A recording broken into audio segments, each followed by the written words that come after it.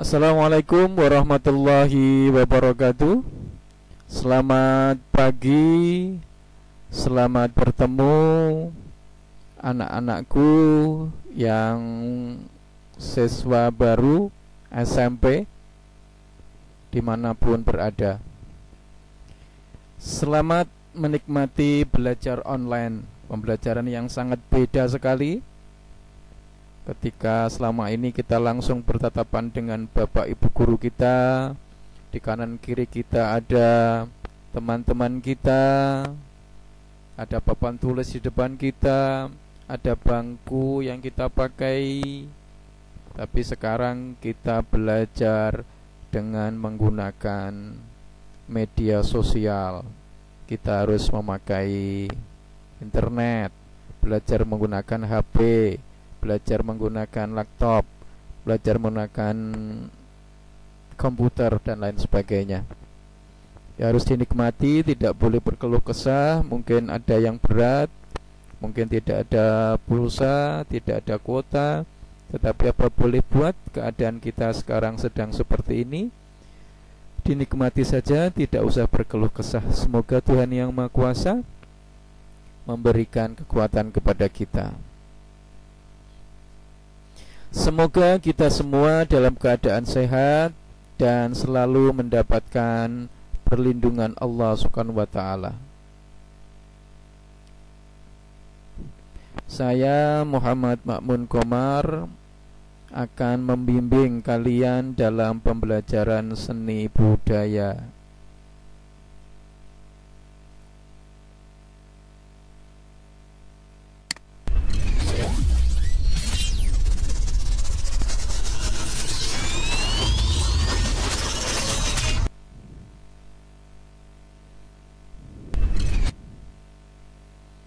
Oke, sebelum kita memulai kegiatan kita pada hari ini, kita berdoa terlebih dahulu. Semoga apa yang kita hajatkan pada hari ini dikabulkan oleh Allah Subhanahu wa taala. Apapun usaha kita, apapun kerja keras kita, apapun yang kita usahakan, kalau tanpa dilandasi dengan doa, tanpa dilandasi dengan niat yang betul, maka nilainya adalah nol, tidak bernilai sama sekali. Sama-sama menggunakan tenaga, sama-sama keluar uang, tetapi karena dimulai dengan berdoa, maka nilainya akan berbeda antara yang berdoa dengan yang tidak berdoa. Sebelum memulai pelajaran hari ini, mari siapkan batin kita dengan berdoa. Semoga Tuhan Yang Maha Esa, Allah Subhanahu wa taala, mencurahkan taufik, hidayah, kesehatan dan kejernihan hati nurani agar dimudahkan dalam pembelajaran pada hari ini. Berdoa dipersilahkan. Amin, amin, amin, amin. Kita akan memulai pembelajaran seni budaya kelas 7 di semester ganjil ini dengan mempelajari menggambar flora, fauna, dan alam benda. Saya yakin kalian sudah tidak asing lagi tentang menggambar flora, fauna, dan alam benda. Karena materi ini ketika kalian berada di sekolah dasar juga sudah mempelajarinya. Maka barang siapa yang di sekolah dasar kemarin mendapatkan nilai yang sangat bagus, harapannya ketika di kelas 7 ini nilai kalian akan lebih bagus lagi. Ada peningkatan-peningkatan yang akan kita raih. Semoga. Tujuan pembelajaran untuk pembelajaran kali ini adalah mengidentifikasi kekayaan dan keunikan flora, fauna, dan alam benda Indonesia. Jadi kita nanti akan mengidentifikasi kekayaan dan keunikan flora, fauna, dan alam benda Indonesia. Apa kira-kira kekayaannya apa, keunikannya apa dari flora fauna itu. Kemudian kita nanti juga akan mendeskripsikan, menjelaskan tentang keunikan flora fauna dan alam benda Indonesia. Ketiga, mengekspresikan diri melalui gambar flora fauna dan alam benda. Jadi nanti kalian juga akan membuat gambar, mengekspresikan diri dengan gambar, bukan dengan nyanyi, tetapi kita nanti akan mengekspresikan diri dengan membuat gambar flora fauna dan alam benda. Yang keempat, mengkomunikasikan hasil gambar flora fauna dan alam benda secara lisan.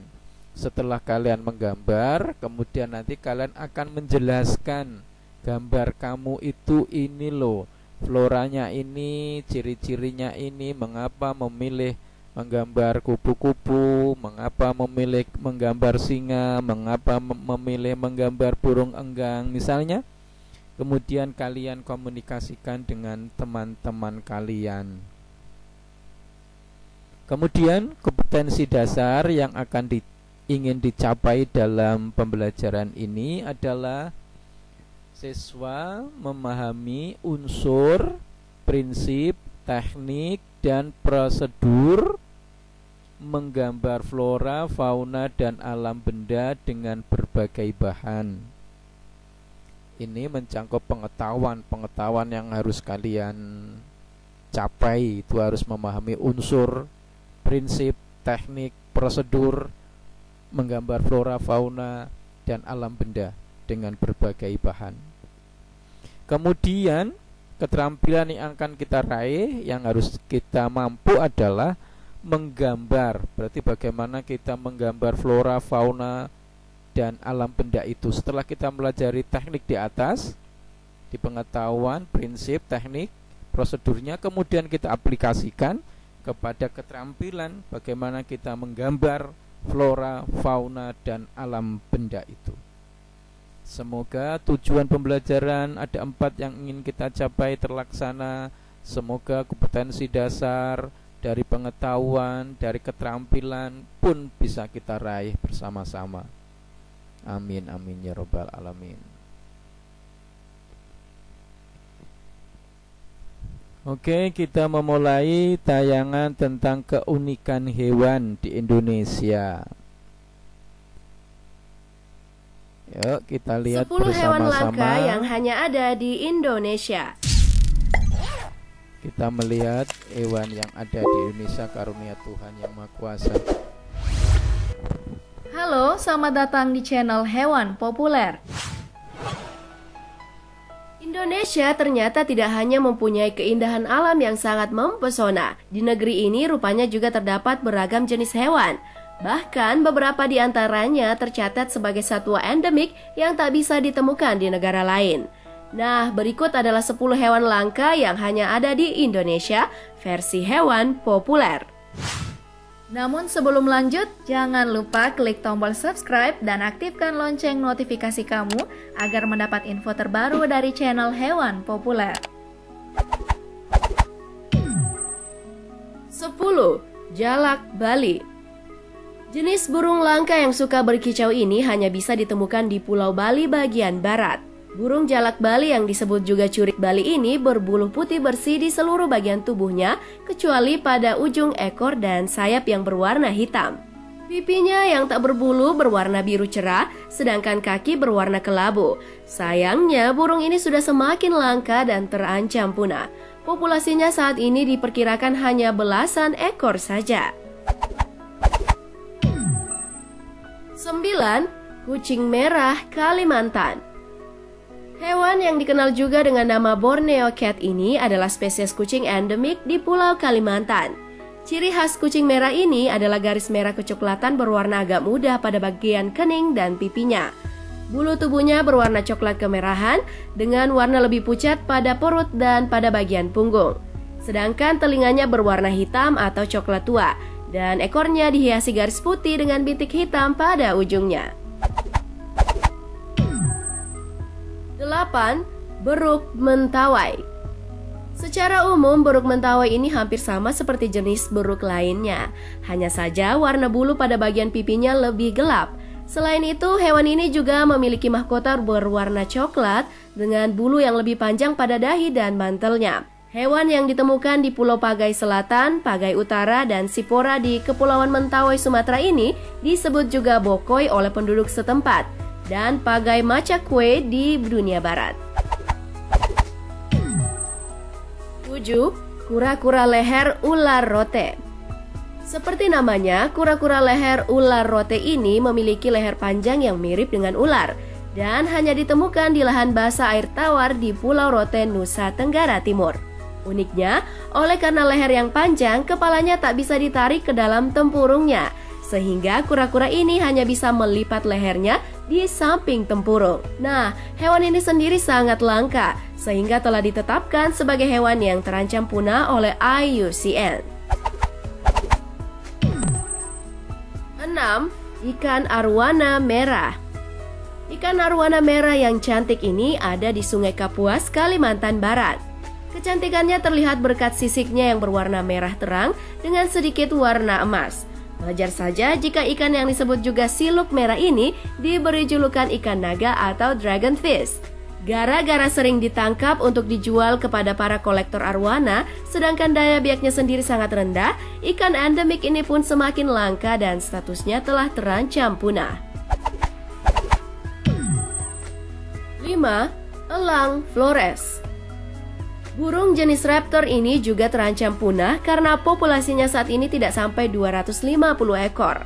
Elang Flores ini memiliki tubuh berukuran sedang berwarna coklat kehitaman, warna putih dengan corak merah pada bagian dada, dan kepala berbulu putih dengan garis-garis berwarna kecoklatan pada mahkotanya. Selain ada di Pulau Flores, Nusa Tenggara Timur, burung ini juga dapat ditemukan di Sumbawa, Lombok, Komodo, Satonda, Rinca, dan Paloe. 4. Burung bidadari halmahera. Dijuluki si genit dari Maluku Utara atau Halmaheras Bird of Paradise oleh dunia barat, burung yang masih termasuk dalam keluarga cendrawasih ini memang mempunyai bulu yang indah dengan kombinasi warna coklat dan hijau zaitun untuk betina. Sedang jantannya memiliki mahkota berwarna ungu pucat mengkilap dengan warna hijau zamrud pada dada. Burung bidadari halmahera ini bisa ditemukan di Pulau Halmahera dan Bacan, Maluku Utara. 3. Anoa. Ada dua jenis anoa di Sulawesi, yakni anoa dataran rendah dan anoa pegunungan yang sama-sama termasuk hewan langka. Biasanya hewan ini memiliki warna kulit coklat seperti kerbau dengan sepasang tanduk pada kepala. Karena sering diburu untuk diambil kulit, tanduk, dan dagingnya, populasi anoa saat ini pun diperkirakan hanya tersisa kurang dari 5 ekor saja yang hidup di sejumlah hutan lindung. 2. Cendrawasih botak. Cendrawasih botak termasuk salah satu hewan langka yang ada di Indonesia dan bisa ditemukan di Pulau Waigeo, Raja Ampat, Papua Barat. Dengan bulu berwarna merah dan hitam serta 2 bulu panjang melingkar pada bagian ekornya, membuat burung ini terlihat sangat cantik. Belum lagi ada warna biru muda di kepalanya, tengkuk berwarna kuning dan mulut hijau terang serta kakinya berwarna biru, sedang tubuh betinanya berwarna coklat. 1. Komodo. Satwa endemik Indonesia ini hanya bisa ditemukan di Taman Nasional Pulau Komodo, Nusa Tenggara Timur. Dengan panjang tubuh mencapai 3 meter dan berat 70 kg, komodo menjadi jenis kadal terbesar di dunia. Jenis jantannya mempunyai warna kulit abu-abu gelap dan merah bata, sedangkan betinanya berwarna hijau buah zaitun dengan sedikit warna kuning pada tenggorokannya. Kemudian lidah hewan langka ini panjang dan bercabang seperti ular. Nah, demikianlah 10 hewan langka yang akan membuat kita semua bangga menjadi orang Indonesia. Baik, alhamdulillah kita sudah melihat tayangan tentang keunikan hewan di Indonesia yang sekarang sudah mulai punah. Selanjutnya kita akan melihat tayangan tentang tanaman yang ada di Indonesia. Jadi flora, fauna. Kita akan mencoba melihat flora fauna dari bentuk nyata dulu sebelum kita melihat bentuk yang yang dalam bentuk gambar. Oke, dipersilakan untuk melihat tanaman-tanaman yang indah untuk Indonesia. Kita akan bangga berada di Indonesia karena kita punya tanaman-tanaman termahal. Silahkan disimak.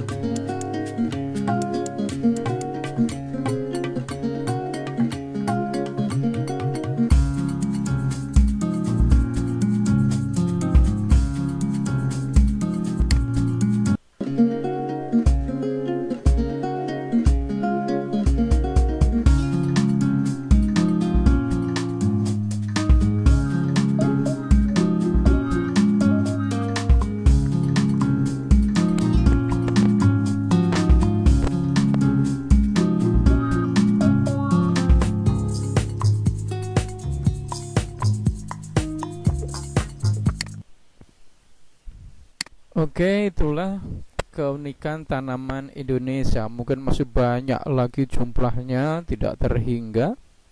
Cuma yang bisa saya tayangin cuma beberapa saja. Kemudian yang harus kita pelajari adalah setelah melihat tayangan tadi, apa kira-kira yang kita dapatkan? Apa yang terlintas dalam pikiran kita setelah kita melihat kekayaan flora fauna Indonesia? Ayo, siapa yang mau memberikan pendapat? Ternyata Indonesia sangat kaya raya. membentang dari Aceh sampai Papua, Sabang sampai Merauke. Itu berapa ribu flora faunanya, tidak terhingga. Banyak negara-negara cemburu dengan kita karena flora fauna kita banyak yang tidak dimiliki oleh negara-negara lain. Kita harus bangga menjadi putra-putri Indonesia. Ada di pundak kalian lah yang akan menjaga flora fauna Indonesia itu. Kemudian coba kita merenung, ternyata banyak orang-orang jahat yang dengan sengaja membunuh hewan itu untuk kekayaan, membunuh badak diambil culanya, membunuh kijang diambil culanya juga, diambil tanduknya, membunuh gajah diambil gadingnya, membunuh harimau diambil kulitnya, dan masih banyak lagi. Yang lebih kejam lagi adalah membakar hutan untuk industri dengan alasan beraneka ragam, untuk tanaman sawit, untuk tanaman karet, untuk tanaman-tanaman yang digunakan untuk pabrik. Maka hutan harus dibakar, hutan harus ditebang, sehingga hewan-hewan yang ada di sana kesulitan untuk mencari makan, kemudian keluar dari hutan, menyeranglah penduduk yang ada di sekitar.